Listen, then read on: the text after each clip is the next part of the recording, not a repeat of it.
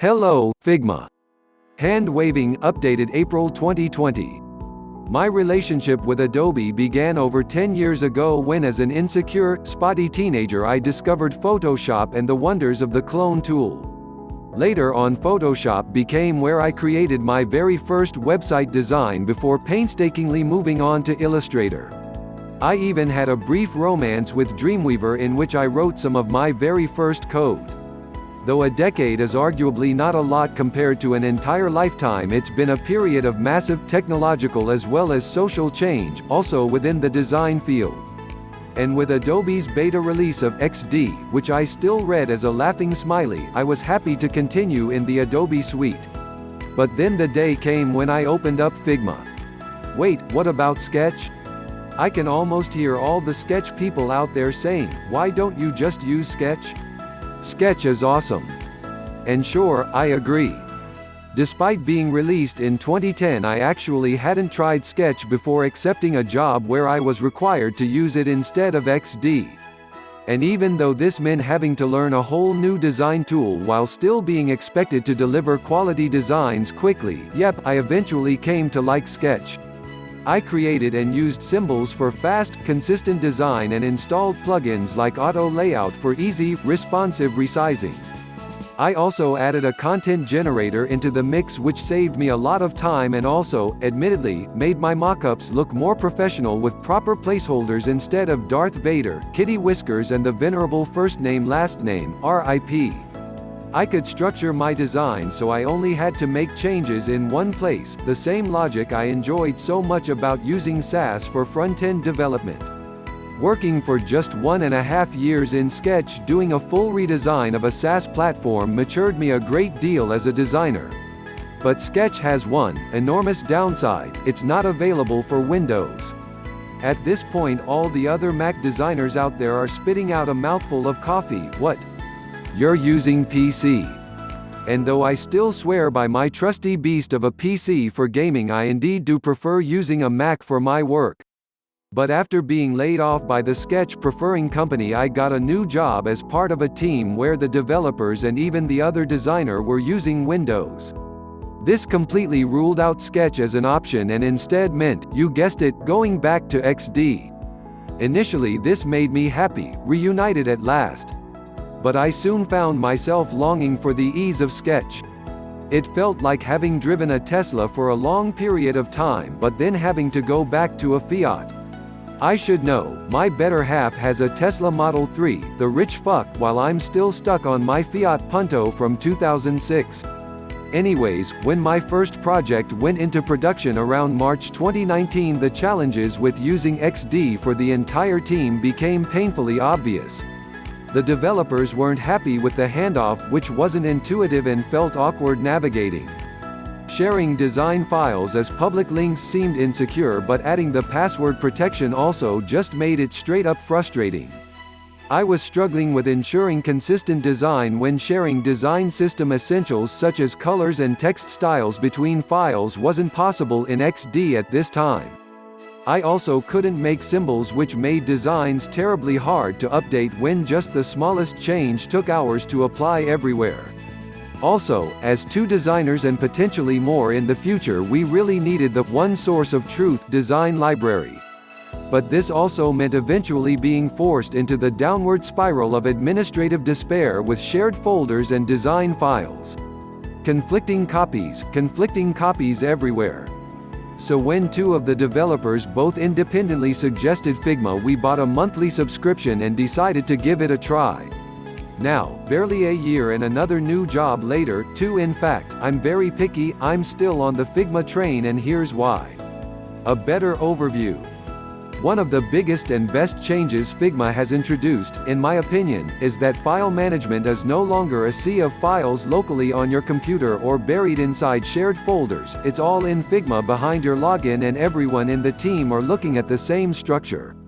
Personally, I was a little worried about how Figma would work with my own structure, or rather my complete lack of it. As a designer and person, I thrive best in chaos.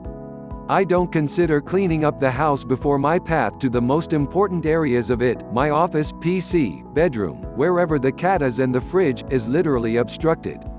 Similarly, my work files are full of ideas, half-baked UIs, design variations and also finished mock-ups.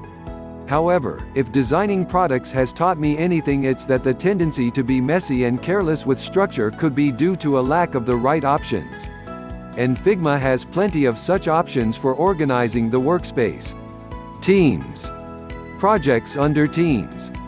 Files inside each project. Pages inside each file. Frames inside each page, artboards. There are a million ways to structure design files and there isn't a right or wrong way to do it, there's only the way which suits you and the team. It might however be a good idea to align naming conventions with your colleagues in development so you'll all be talking about the same cards. Speaking of cards, a cool hack I learned from a colleague is making cover images for the files in your projects, which makes everything look top-notch. As for my messy tendencies, this wasn't fixed by Figma but rather working together with a German product manager for almost a year. Ordnung muss sein. He would yell while repeatedly whipping me with the straps from his lederhosen. In practice, I usually just add a page to the file called Ideas, where I can play around and dump stuff without having to clean up. A better way to collaborate. Another of the biggest and best changes Figma has also introduced is obviously the live collaboration, nicknamed multiplayer. Creating and inviting people to a team will give them access either as editors, or view-only free, the former usually being the designers and product managers and the latter mostly for developers and QA. Everyone added can view or edit, add comments, play prototypes and also inspect designs. Being a merciless self-critic, I was particularly skeptic about having my unfinished designs be exposed to potentially anyone in the team. It also made me doubt if I'd still dare try out new or different ideas knowing other designers and developers could see it. I was worried I would be watched. Admittedly, it is a bit creepy when someone else suddenly pops up into one of your files and starts clicking around. But in my experience, people are usually too busy with their own stuff to keep an eye on yours, and if they aren't, well, that says more about them than you, doesn't it? Most of the time I'm working by myself and that's also how I prefer it, but every once in a blue moon I've done pair designing too. Being able to move each other's objects around and change them up does feel like you're really building something together. My general impression is also most developers are very positive about being included in the design process and given access to the design files. On the practical side, for design reviews and groomings, it obviously works super well when everyone can access the designs on their own screen. At the end of the day, the more eyes you get on your designs, the better they will become. Also, mouse cursor high fives. Hell yeah! A better component setup. While trying out Figma for the team back in 2019, we were working on a full redesign of the platform. This meant I actually started off with the finished mockups from XD and then, like a cat left alone with a roll of toilet paper, I cut everything up into pieces in Figma. Each individual piece of toilet paper. Crap. No, not actual crap, I'm just really regretting going for the cat and toilet paper metaphor right now. Sigh. Let's just try to toilet roll with it for now.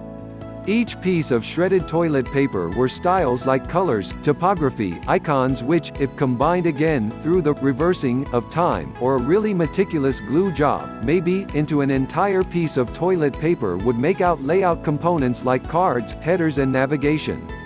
Eventually I'll have full sheets of toilet paper to build, entire page layouts.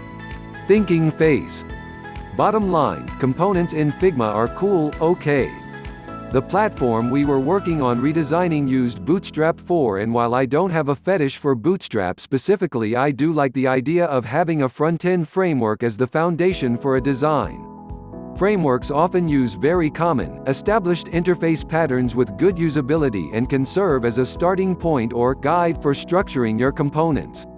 The documentation usually reveals all the different elements and their variations as well as how they are named from a development perspective. I experimented a lot with button components before settling on a structure which worked. I ended up making buttons in Bootstrap's 3 size variants: small, medium, default, and large, with different text and icon options, all in solid and outlined variations. Whenever I needed a button, I simply grabbed one of these button components and gave it the right color using color styles. Add in Figma's somewhat recently released auto layout and you'll be flying. You could also new components for different button colors as copies of the master button components, but I found it was just as easy having the colors primary, secondary, alert, etc. as color styles and applying them to the button when adding it in. The button text use a text style, and if you change it, Figma will give an update option in all the files where the style is used. Yep. So when management decides to hire some fancy-ass agency to do a rebrand, even though you're perfectly competent to do so in-house, you may have to embrace bullshit brand words such as trustworthy and sustainable, but hey, at least you won't be spending weeks updating all your designs. Another thing worth mentioning is the layout grid feature, which helped me quickly add the grid layout on new pages. I also created a file in the design system with all my common spacings as grid styles so I could add them to frames and components when designing. And speaking of which, the ability to actually edit the nudging amount both for the small and big nudge? Fucking genius. A better way to prototype story time. When I was studying to become a web developer back in 2011, design was something which happened while I was building a website. Usually I'd throw a front page design or a mood board together in Photoshop and then translate that into styling. I cared a lot about how a website looked and also began studying usability principles on the side. Some of my teachers thought I spent too much time on design and too little on programming. So as I started moving away from development to focus on design, I also went from crafting the interaction to creating a mock-up of it. I went from building the house to making a picture of it, drawing out the floor plan, trying to visualize to others how the house should look. Eventually I had to realize this meant a big part of my design was now missing in the interaction itself. But seeing a floor plan is not the same as walking around a house. This is the reason I switched to XD to begin with, because it introduced prototyping directly in the design program, later with a preview feature which let you play the design on your phone. It felt groundbreaking. Now I could make a video tour of the house. That was at least a bit better and also helped me think of the design as the journey through different rooms. Similarly, the tipping point for me with Figma was how well prototyping integrates in complete parallel with designing. There's no awkward gap in between where you have to switch programs or go onto a website. Prototyping in Figma also has a lot of options for triggers and animations. Options even include prototype presentation settings where you can select device type and background color, saving a lot of time when making GIFs for Medium articles, I might add. But the coolest feature so far is the overflow behavior, which allows you to, and for this you should sit probably down if you aren't already, vertically swipe sliders in mobile prototypes and scroll through pages with fixed menus. Fuck yeah!